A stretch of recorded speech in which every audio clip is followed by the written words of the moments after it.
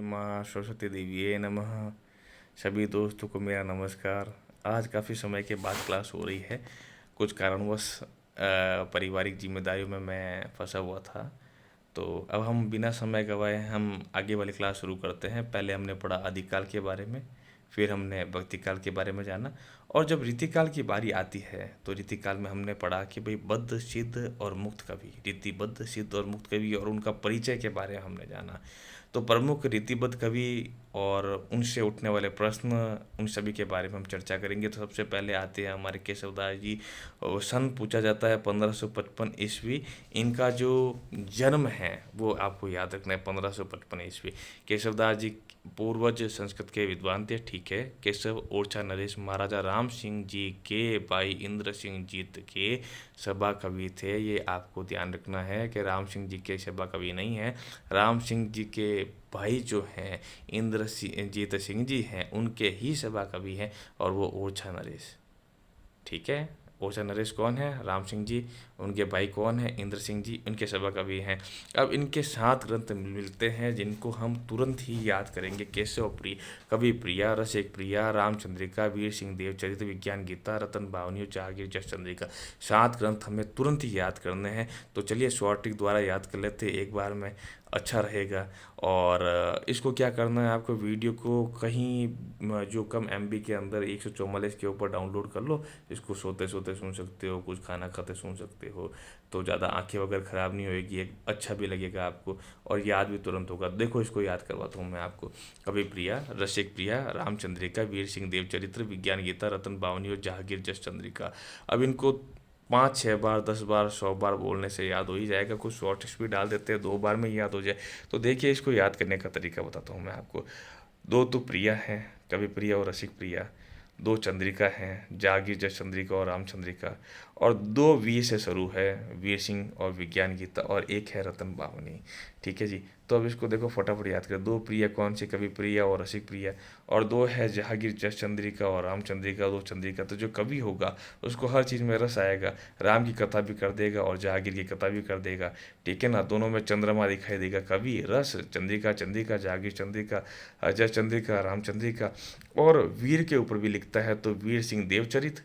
और नेक्स्ट विज्ञान की बात तो करता ही है, ठीक है जी। तो पहली चीज़ से याद हो जाएगा, कवि प्रिया, रसिक प्रिया, जागी। 2 तो प्रिया, कवि प्रिया, रसिक प्रिया। 2 चंद्रिका, जागी, जस चंद्रिका और रामचंद्रिका, वीर सिंह देव चरित्र और विज्ञान गीता, ठीक है। 2 वी से शुरू हो रहे हैं, और एक रतन भावनी।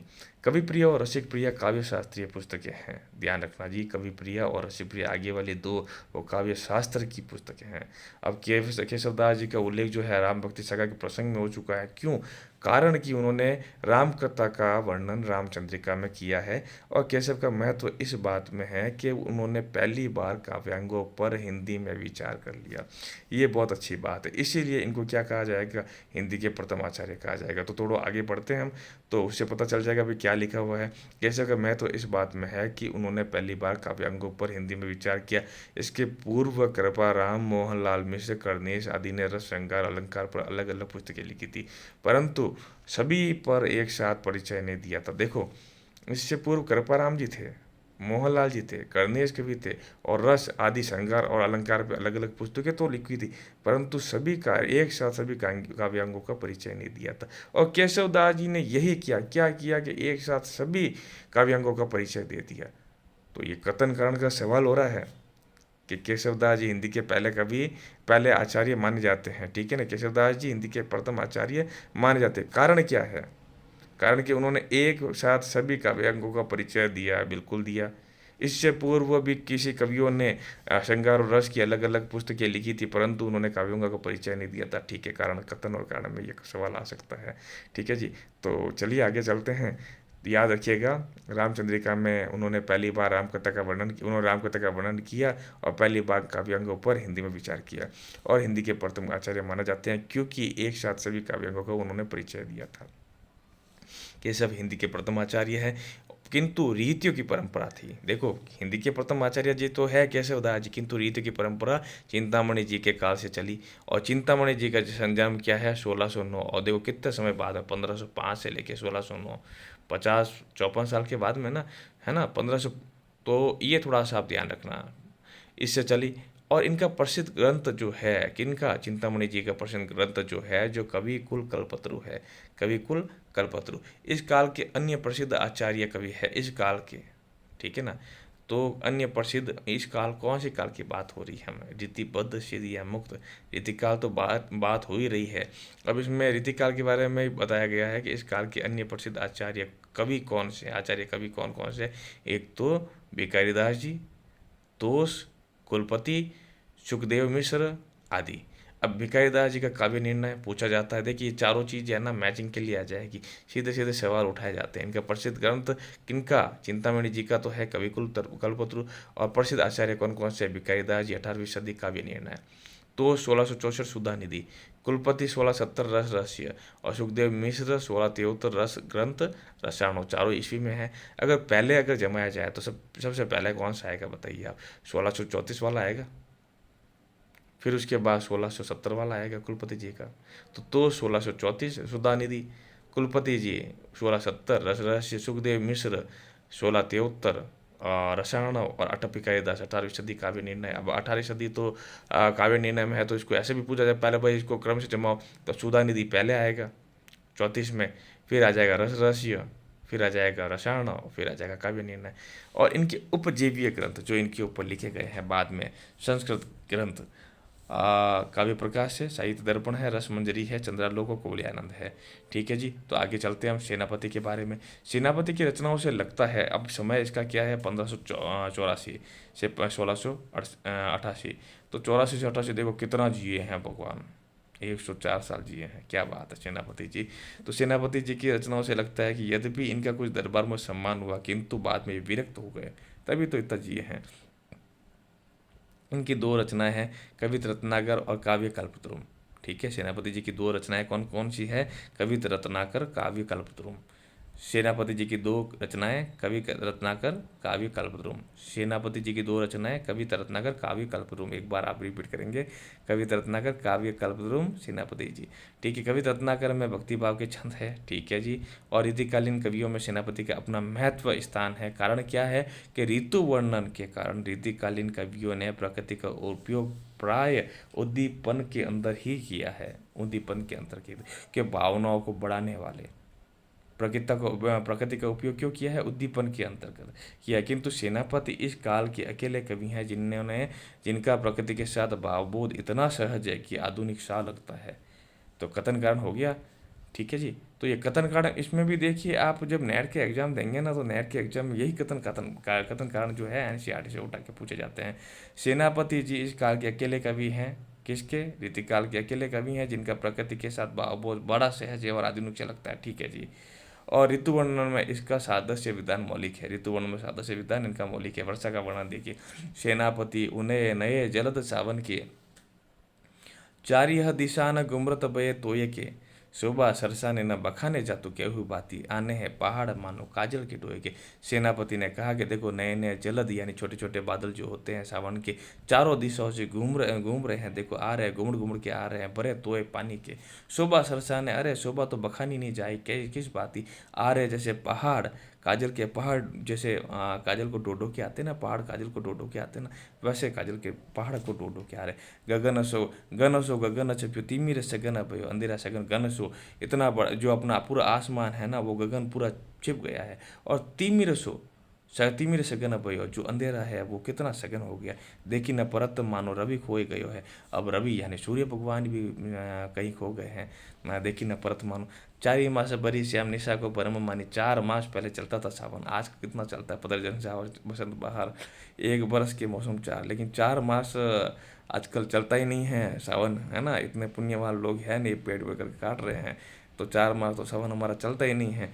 4 मास बरी सावन निशा को ब्रह्म मानी, जैसे रात्रि का ब्रह्म मान के, मेरी जानी यहीं ते रहत हरि सोए के। मैं तो यही जानता हूँ, यही रह रहे हरि सो गए हैं, है ना, काल जो, क्योंकि बिल्कुल काला काला से लग रहा है हमारा हरि, बिल्कुल श्याम श्याम से लग रहा है सब कुछ।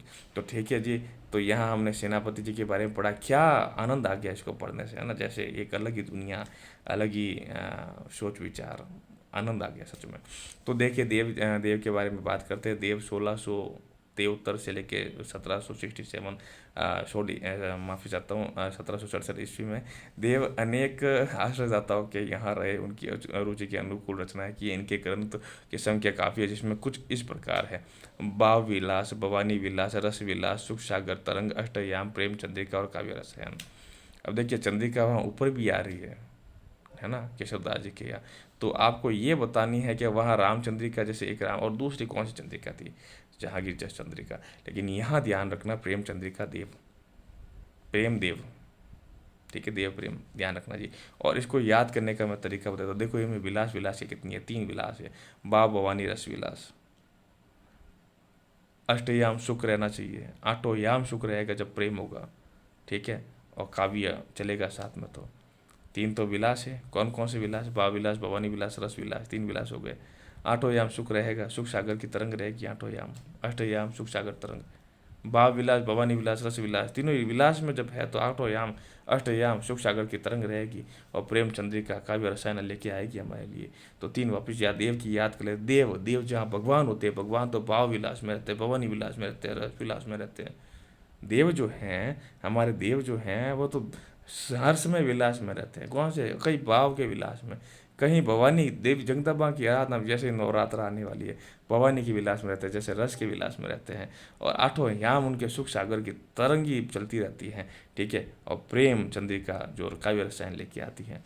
देव रीति कार्य रीति काल के श्रेष्ठ के भी, मुझे लगता है कि आपको याद हो गया होगा। और ईश्वर से प्रार्थना है कि हम सभी सेलेक्ट हो और बहुत अच्छे नंबर लेके आएँ। ये जो मेहनत है वो आपका आशीर्वाद मिले, और बहुत अच्छी मैं आगे भी मेहनत कर पाऊँ। इस जीवन की कुछ सार्थकता में इसी में है कि कुछ कर पाए हैं सभी के लिए। तो देव रीति काल के श्रेष्ठ कवियों में से हैं। इनकी तुलना बिहारी से की गई है। देखिए जी, बिहारी से किसकी तुलना की गई है? मात्र एक देव से, क्योंकि हमारे देव बिहारी, बिहारी देव आपने पढ़ा होगा, है ना। तो बताइए लाला भगवान दीन का कौन सा है इसमें? देव बिहारी है, बिहारी देव है।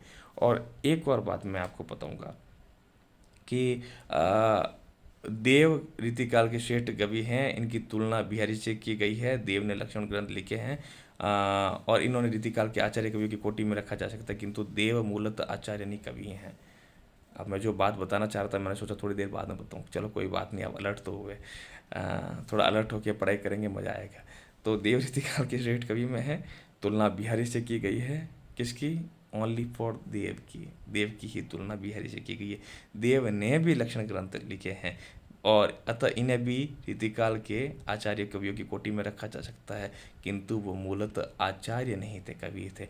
तो क्यों आचार्य कहा जाता है, क्यों किसी को कवि कहा जाता है, वो मैंने पहले आपको बताया है। तो आप बताइएगा मुझे कि क्यों कहा जाता है। देव में मौलिक रचनाकार की प्रतिभा, सहृदयता प्रचुर मात्रा में थी, क्योंकि पिछले वीडियो के अंदर देख रख आपने बहुत अच्छे से पढ़ा है इसको। और आपसे यही मेरी प्रार्थना है कि आप इसको बहुत अच्छे से पढ़ें। जो भी नोट्स वगैरह हैं, आपको कुछ चाहिए तो मुझे बताइए, कि मैं नोट्स वगैरह भी आपको शॉर्ट ट्रिक्स वाले डालूंगा। और इसको आपको आगे से आगे बच्चों को पढ़ाना है, निःशुल्क पढ़ाना शुरू कीजिए। बहुत लूट मार हो रही है, सब जगह जाते जा इतने पैसे दो, इतने पैसे दो। गरीब आदमी कोई हो तो पैसे कहाँ से लेके आए? क्या उसको पढ़ाई करने का हक नहीं है? बताइए आप। जिम्मेदारी जिसके पास होती है ना, तो उनके पंखों की उड़ान काफ़ी कम हो जाती है, कि उनको पढ़ाई करने का हक नहीं है। इसीलिए ईश्वर से यही प्रार्थना है, आप पढ़िए और मुझे इतनी शक्ति दे भगवान कि मैं कुछ कर सकूं आप लोगों के लिए। तो देखिए कि मुझे पता है आप लोगों को ज़रूरत है। बाकी जो कोचिंग जाता है, बड़े बड़ी कोचिंग वगैरह, उनको मेरी ज़रूरत नहीं है। बड़े बड़े नाम वालों के पास जाता है ना। हम तो जो लाभ छाप डॉक्टर में आते हैं, वो डिग्रीधारी डॉक्टर हैं, ठीक है, लेकिन इलाज बहुत अच्छा करेंगे आपका। जो अज्ञानता है वो दूर हो जाएगी, और ज्ञान की वर्षा होगी, ज़रूर होगी, और आप सफलता भी पाओगे। ऊपर व्हाट्सएप नंबर भी लिखा हुआ है, आप जुड़ सकते हैं मुझसे, और ये मैं आपको PDF सेंड कर दूंगा। पढ़िए बस आप। चलिए, देव में मौलिक रचनाकार की प्रतिभा और सहृदयता प्रचुर मात्रा में थी। लोकप्रियता की दृष्टि से बिहारी से कुछ बहुत पीछे नहीं है।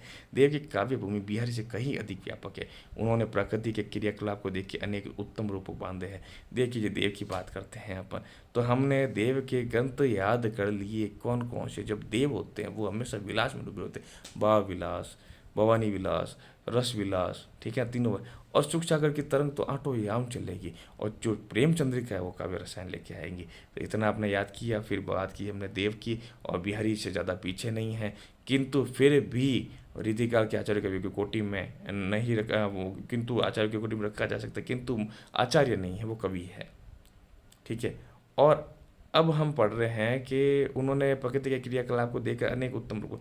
अब प्रकृति का ऊपर सेनापति जी ने भी किया है, अब ये अभी आगे कर रहे हैं। तो देखिए इसको भी पढ़ते हैं, डार द्रुम पालना बिछोना नव पल्लव के, है ना। डाली जो होती है, डाली और जो पत्ते होते हैं वो ऐसे लग रहा है जैसे पालना, नौ पर नौ नए पत्तों का पालना, सुमन है जिंगुला सोए तब छन तन छवि पारी दे, जैसे जो पुष्प जो आ रहे हैं। अब ये प्रकृति का जो चित्रण है, आप देखिए कि जो नई नई डालियाँ हैं उनको तो लग रहा है, डालियाँ जो है वो तो लग रही है जैसे नया बिछोना है, और पल्लों ने पल्लव यानी कि पत्तों ने नया, पत्तों से नया बिछोना है। और सिमुन सुमन जिंगुला, जुबला जो होता है ना, जबला जो बच्चों को पहनाते हैं, है ना, और वो बहुत अच्छा लग रहा है आज प्रकृति के ऊपर, जैसे सोए सोए चन सोए तन छवि पारी थी।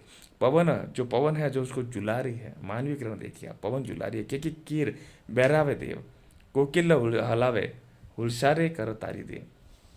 प्रश्न आपके लिए, केकी और कीर का मतलब तोता और कोयल कौन कौन सी है, ये आपको मुझे बतानी है। ठीक है, नहीं कोकिल को तो आपको पता ही चल गया, केकी कीर बहराव दे, कोयल और जो तोता है, ठीक है ना, इसमें कौन कौन सा है, वो कौन से गा रहे हैं नहीं गा रहे हैं वो आपको बताने।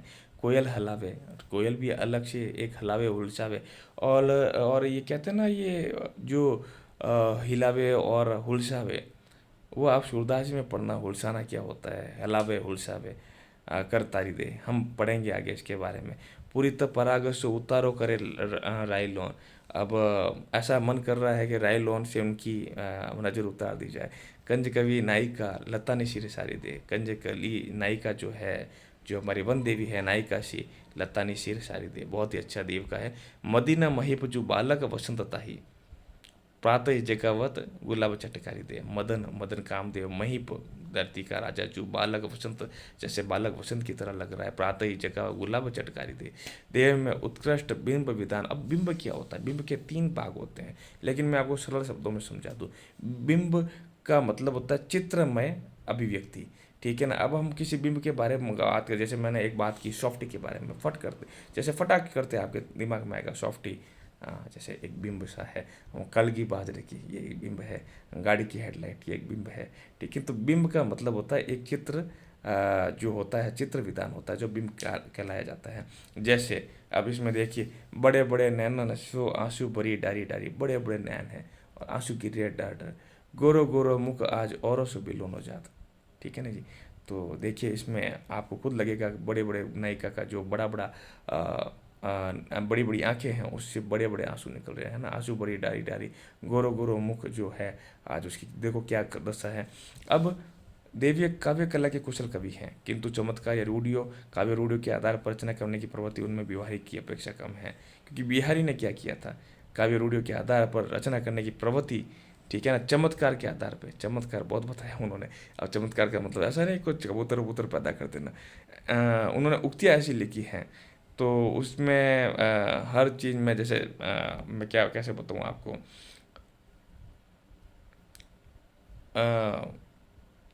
नायिका का वर्णन जब करते हैं तो बहुत ही चमत्कारपूर्ण ऐसी बातें रखते हैं कि देखो आज वो जिस घर के पास रहती है उसके घर के पास हमेशा उजाला रहता है ना, और लोग बार बार कैलेंडर देखते कि आज पूनम तो नहीं है, क्योंकि उसका चंद्रमा जो चेहरा है वो एकदम लगता है जैसे पूर्णिमा का चांद खिला है, तो ये एक चमत्कार है। ठीक है जी, ऐसे कई चीज़ें हमारे बिहारी जी ने लिखी हैं।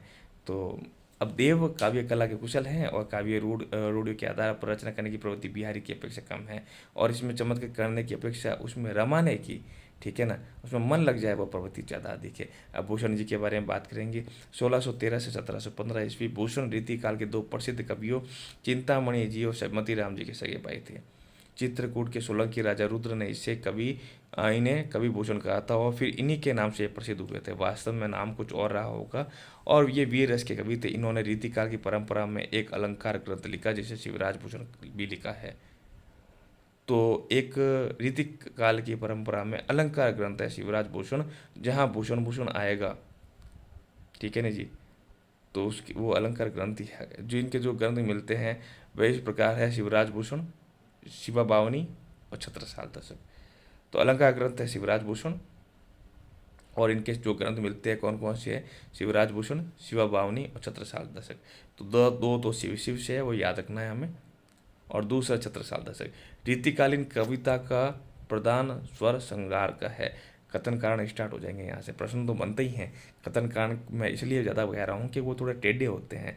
उसमें एक कथन दिया जाता है, फिर उसका कारण लिखा जाता है, सही है या नहीं है वो हमें बताया जाता है। तो ठीक है, हम इसको थोड़ा सा स्पष्ट करते हैं कि रीतिकालीन कविता का प्रधान स्वर जो है संग्रह का है, भूषण का स्वर वीरता का है। बस इतना ध्यान रखना, भूषण का स्वर कैसा है, वीरता का है। इसलिए ये रीतिकाल के विशिष्ट कवि हैं, किंतु भूषण के महत्व पर विचार करते समय कुछ और बातों को भी ध्यान रखा जाएगा।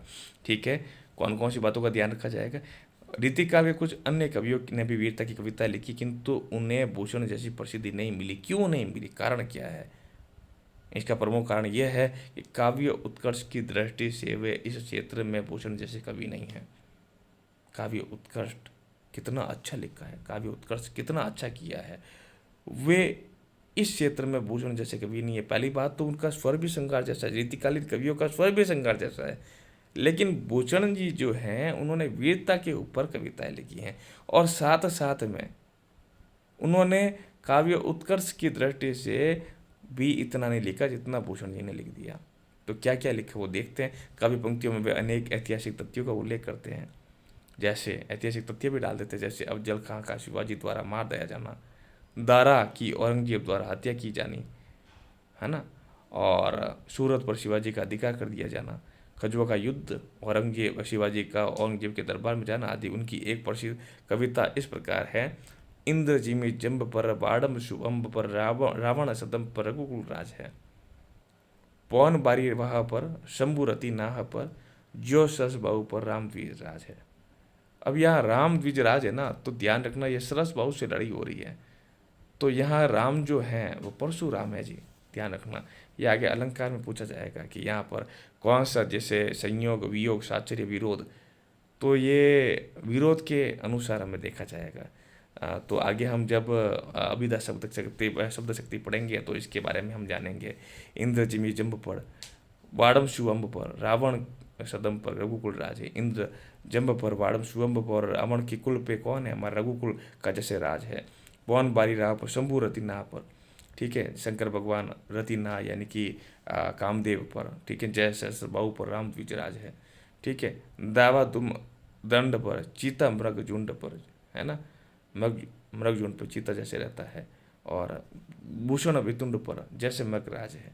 तेज तम अंश पर, कान जी में कंस पर, है ना, कान्हा जी जो है जो कंस पे, जो मलेच वंश पे, ये मलेच वंश पे है, इस पे शेर जो है वो एकमात्र वीर शिवाजी महाराज है। शिवाजी महाराज की जय हो। ठीक है जी। तो मोतीराम जी के बारे में बात कर रहे हैं, हम आगे पढ़ते हैं। मोतीराम जी 1603 से लेकर 1701 ईस्वी। मोतीराम रीतिकाल के प्रसिद्ध आचार्य कवि हैं। उनके ग्रंथों के नाम इस प्रकार है: छंदसार, रसराज, साहित्यसार, लक्षण श्रृंगार और ललितलाम। तो दो चीज़ें तो याद रखनी है हमें, मोतीराम ललित लाज और रसराज, ललाम और रसराज, ललित लाम और रसराज मोतीराम। ठीक है जी। तो अब इसमें कौन कौन सी बाकी रह गई? छंदसार, रसराज, साहित्यसार, लक्षण श्रृंगार और ललित लाम। इसको अब याद करना है, 2-3 बार हम पढ़ के याद कर लेंगे। सब में तो शॉर्ट ट्रिक लगाने से सब खिचड़ी बन जाएगी भाई। एक जो थाली होती है उसमें विविध विविध पकवान अच्छे लगते हैं, सब अलग अलग रेसिपी होनी चाहिए, सब में अलग अलग कुछ होना चाहिए कि इसमें बिना शॉर्ट ट्रिक, बिना रेसिपी, बिना कुछ मलाई वाला भी होना चाहिए। तो इसको ऐसे ही याद करते हैं। ललित लाम रसराज तो याद हो ही गया। नेक्स्ट है छंदसार और रसराज, छंदसार और साहित्यसार, तो दो तो सार वाले भी हो गए। मोतीराम है ना, और लक्षण श्रृंगार है ये। मोतीराम रीतिकाल में भाषा की प्रवाहमयता और भाव की सहजता के प्रतिमान है। उनकी सहज शैली इतनी सहज है कि उनकी कविता अन्य रीतिकालीन कवियों से अलग लगती है। मोतीराम रीतिकाल में भाषा की प्रवाहमयता और भाव की सहजता के प्रतिमान है। उनकी शैली इतनी सहज है कि उनकी कविता अन्य रीतिकालीन कवियों से अलग लगती है। वह रीतिकाल में व्याप्त संबितकारिता से लगभग अछूते रचनाकार। इन्होंने चमत्कार का प्रयोग किया ही नहीं, अछूते हैं। उनकी भाव योजना बिल्कुल सीधी होती है, बात को घुमाने में विश्वास नहीं करते हैं, काव्य रूढ़ियों का प्रयोग भी कम से कम करते हैं। तो देखिए, जिनकी भाव योजना बहुत सीधी है, काव्य रूढ़ियों का प्रयोग। अब काव्य रूढ़ियों के बारे में मैंने बताया है आपको, काव्य रूढ़ियाँ क्या होती है, पिछले वाले वीडियो में आप जाके देखिए। मैं एक और बता रहा हूँ आपको, जैसे कोई भी काव्य शुरू होता है तो उसके अंदर जैसे पशु पक्षी द्वारा कुछ बात करना, आकाशवाणी होना वगैरह, ये काव्य वीडियो होती है। थोड़ा अच्छे से पिछले वीडियो में बताया गया है। लक्षण ग्रंथों के रचयिता होने के बावजूद उनके काव्य में अलंकृत पद योजना बहुत कम मिलती है, उसकी काव्यगत सहजता का एक उदाहरण है। अब देखिए, वापस इसको थोड़ा सा ध्यान रखिएगा, एक लाइन इंपॉर्टेंट है। मतीराम रीतिकाल में जो मतीराम जी है, जो भाषा की प्रभावमयता और भाव की सहजता के प्रतिमान है। उनकी शैली इतनी सहज है कि उनकी कविता रीतिकल है ना, तो भाषा की प्रभावमयता और भाव की सहजता के प्रतिमान कौन है? मतीराम जी हैं। ठीक है जी। तो नेक्स्ट हम आगे चलते हैं। अब एक उदाहरण है, क्यों इन आखिन सो निहंसक हवे मोहन को तन पानी पीछे, नेकु निहारे कलंक लगे, यही गांव बसे कहू कैसे के जीचे, होत रहे मन यो मतीराम कहू बन जाए बड़ो तब कीजे, वे मलमान वनमाल हिये लगिए, अरु हुए मुरली अदरा रस पीजे। तो काव्यगत सहजता है, क्यों इन आंखें सो नियसक हवे मोहन को तन पानी में पीछे, नेको निहारे कलंक लगे, यही गांव बसे कहू कैसे के जीचे, होत रहे मन यो मतीराम कहूँ बन जाए बड़ो तब खींचे, वे मलमाल हिये लगिए, अरु हुए मुरली अदरा रस पीजे। ठीक है जी। तो इसका जो अर्थ है, वो अर्थ आपको खुद को अन्य किताबों में देखना है, और अभी थोड़ा आगे चलेंगे और फिर हम इस अर्थ को, अगर आपको ज़रूरत पड़ी, क्योंकि ये नहीं पूछा जाता, तो समय इसमें ख़राब नहीं किया जाए, बिल्कुल सिंपली इसमें जो बताया गया है कि मतीराम ने कहा है बड़ा तप करने के बाद में जो ये मुरली है, इसने ऐसा तप किया है कि उसने कृष्ण भगवान के होठों का रस रोज़ पीना का भाग्य है इसका।